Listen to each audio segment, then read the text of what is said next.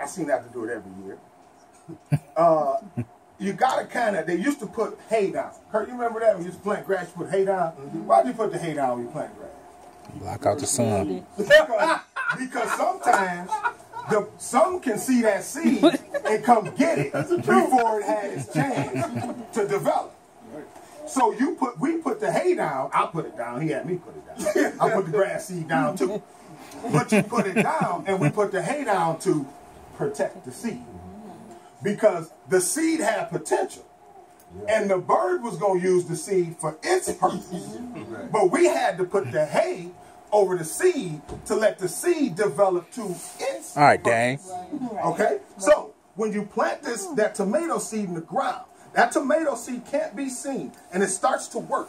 It's starting to move. It's starting to do something. But it can't be seen. But by planting it in the ground, you can't get a deer or a raccoon or a squirrel that can just come get it. If they come for it, they got to dig for it. They got to work for it. It ain't easy to get. They got to expose it. They got to expose it. They got to go get it.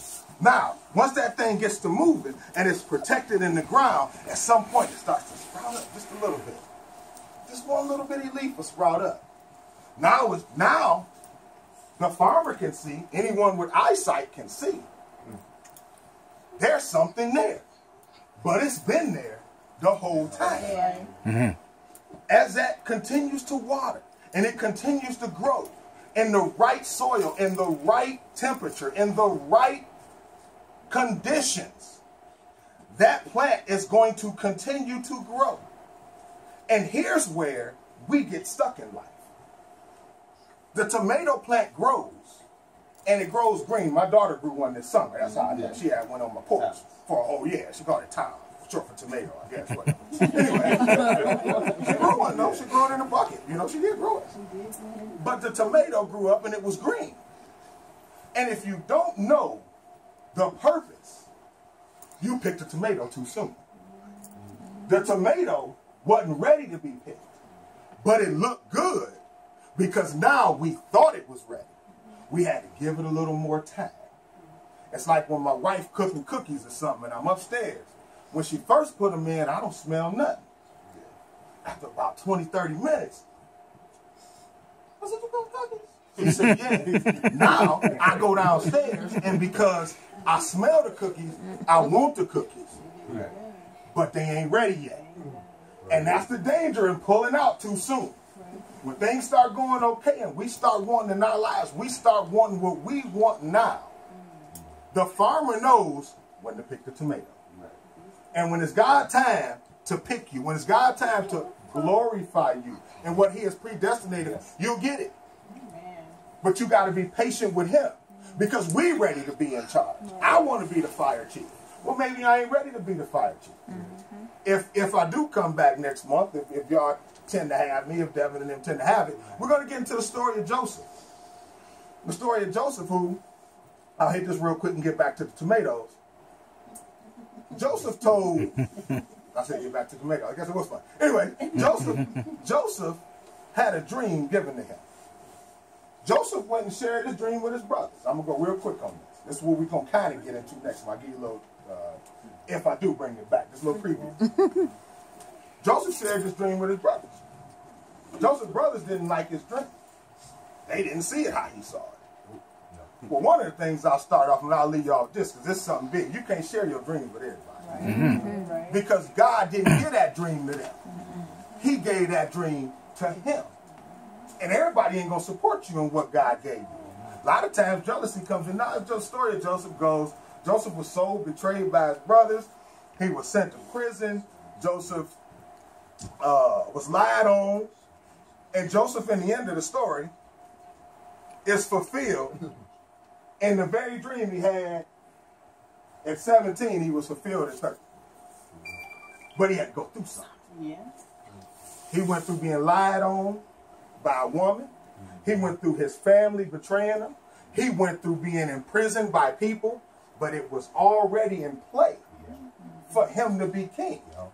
Joseph, the dream said he was going to be king. Now, sometimes we don't like the pathway we take. But we ain't the ones that set the pathway. We just want to get where we go. That's where it gets to. Now, back to tomatoes, though, because this tomato thing kind of had me interested when I looked at it. Because I never thought that much about tomatoes. I like ketchup, that's about it. But anyway, so I'm looking at this thing and I'm thinking, remember I told you, tomatoes go from germination to harvest from 45 days to up to 75 days, I think it was. Roughly 80 days, depending on the size. Now, tomato A may be a 4-ounce tomato. 4-ounce tomatoes germinate between 35 and 45 days, ready to be picked. A 9 to 10 ounce tomato germinates between 65 and 70 days. A 16 ounce, the big tomatoes we see in the store, go from germination to full harvest in between 69 and 80 days. Here's what I'm trying to get to. We all may be tomatoes, but we could be different sizes. So you can't look at somebody else getting picked and say, I'm a tomato like he a tomato, why he getting his now? Because you may be a bigger tomato. It may just take a little more time for you to get what you're supposed to get. Because the little tomato get picked first. Now, that ain't the little tomato fault. That don't mean it's a bad tomato. We still eat them. I mean, some tonight. If y'all don't want them, just leave them there for me. Don't worry about it. But sometimes we may be the 1 pound tomato, the 16-ounce tomato, and we're still on the vine. And we look over, and a 4-ounce tomato got picked. Now, he a 4-ounce tomato, and I'm a 4-ounce tomato too, because we all started off tomatoes at the same time. So now I'm sitting there wondering, hey, man, I'm about the ground.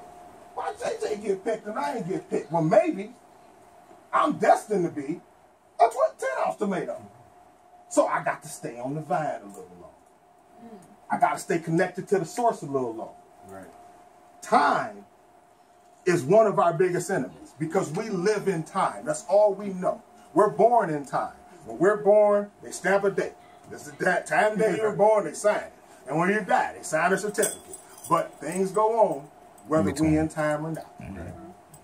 And if we can stop thinking in time and start thinking in purpose and in godliness and fulfillment, we'll find ourselves less stressed and more on the way we need to go because we're not distracted with being in a hurry of saying, I'm ready for this. Because the question is, as Amos 3:3 said, God, are you ready for me to have it? Because we got to be in agreement. He already said he gave it to us before the world started. It was already in his will. And he going to work it out. Worketh all things. He going to work it out. Maybe we need to agree with him. Let's try that. So with that, that's all I really have for y'all. Unless y'all have any questions.